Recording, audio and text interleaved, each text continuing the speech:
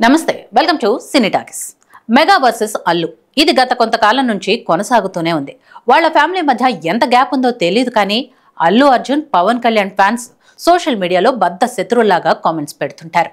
గతంలో కూడా గొడవల విషయంలో ఓ మాదిరి టాక్ వినిపించిన పవన్ ఫ్యాన్స్ మరియు మెగా ఫ్యాన్స్ లైట్ తీసుకున్నారు. కానీ ఎప్పుడైతే బన్నీ వైసీపీ అభ్యర్థికి మద్దతు ఇచ్చాడో అప్పటి నుంచి ఈ వార్ బహిర్గతమైంది. అయితే సంధ్య థియేటర్ ఉదంతంలో చిరంజీవి, నాగబాబు ఇళ్లకు వెళ్లి కలిసి రావటం లాంటి చర్యలతో ఈ వార్ కాస్త తగ్గింది. అయితే అది తాత్కాలికమని తేలిపోయింది. హరిహర వీరమల్లు సినిమా రిలీజ్ అవుతున్న నేపథ్యంలో Pawan Bunny fans dirty war మరోసారి తెరపైకొచ్చింది.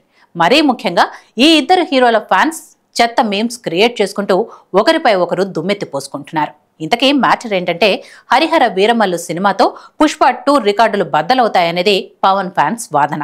ఇది అల్లు అర్జున్ ఆర్మీకి కోపం తెప్పించింది. ఫలితంగా సోషల్ మీడియాలోని దాదాపు ప్రతి వేదికపై ఫ్యాన్స్ కొట్టుకుంటున్నారు. అయితే ఈసారి వివాదం కొత్త మలుపు తీసుకుంది.